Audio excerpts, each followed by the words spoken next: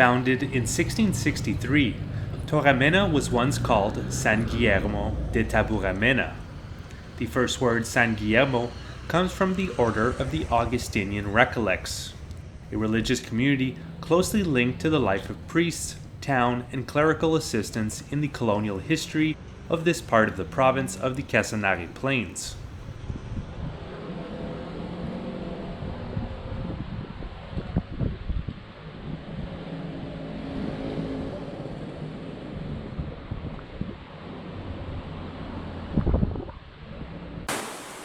According to the ethnographer Fray P. Fabo, within the etymology of some towns and places of Casanare, the term Menoa or Mena is presented, which means water in Achagua.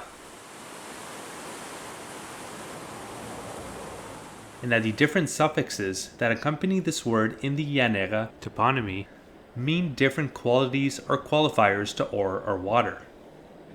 The territory where the settlement of Tauramena is located today came to be called the province of the Achaguas, because it was inhabited by indigenous Cusianas.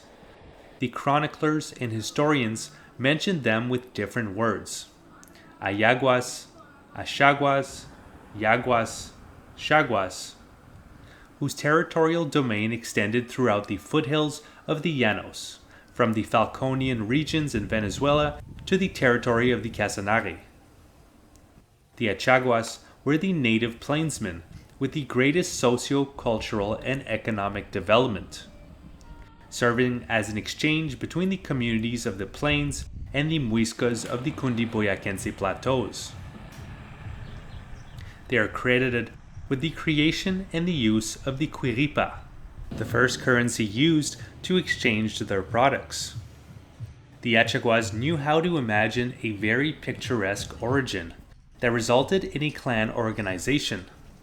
Some believed they were children of the trunks and were called Aycuverenas, which meant that they lived in the forest and fed on its products.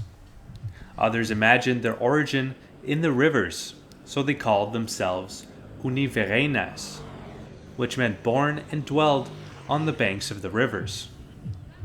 The Achaguas had an invisible god, the Quageri, the one who sees everything.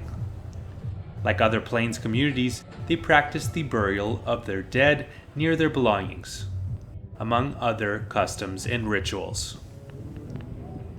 Founded in 1663 by Governor Pedro Ordóñez de Vargas, with an indeterminate number of Achagua natives from the Upia and Cusiana rivers. Given the inhospitable nature of the area, the population was transferred to the banks of the Chitamena River, where it began to be called Barro Blanco, and this is where they endured the ruinous War of Independence. The Candelario's parents exercised their apostolate having Barro Blanco as a mission post, and then decided to move Barro Blanco from the shores of the Chitamena River to the plateau where it is currently located, and that is where they called it Tauramena.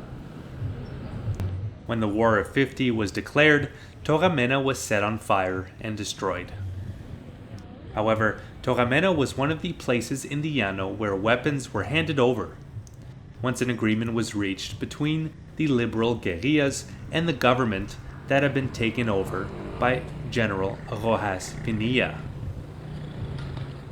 After the fight, it was added as a corregimiento of Agua Azul, but in 1961 the Assembly of Boyacá elevated it to the rank of municipality. Since 1995, it began to receive participation and royalties for the exploitation of oil deposits in its subsoil. Tauramena has been one of the most ambitious infrastructure development programs in the country.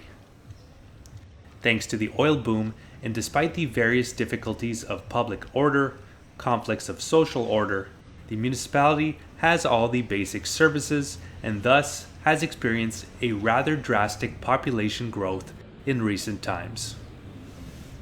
Hope you guys enjoyed that video. If you did, I have quite a few more videos of the adventures that I had in my month that I've spent in Yopal exploring the nature around the city. I got to do hikes to viewpoints, waterfalls, to the plains east of the city, as well as an adventure following the Rio Cravosur River, the most important river for the city in this part of Colombia. I also have a video, a full tour in history of the city of Yopal, as well as some other videos of the neighboring towns and cities such as Agua Azul, Tauramena, and Monterrey. And all of those videos can be found in the playlist that is linked in the description below this video. And in that description, you can also find a link to another playlist that I made of the first time that I traveled through Colombia. This was on a bicycle, part of a larger trip bicycling through Latin America.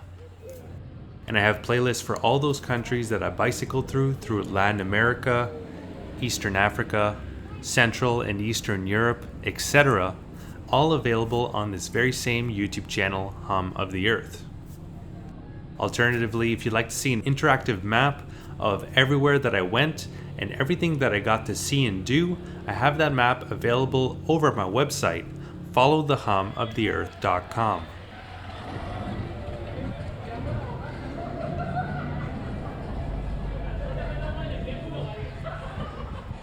Where you can click on the different locations on the map and see the various videos and blog posts that I made of these places. And if you'd like to follow my continuing adventures through Colombia and beyond, you can do so by clicking on the red subscribe button below the video and clicking on the bell to be notified when new videos come out. Alright, so that's going to do it. I hope you guys enjoyed. Have a good one.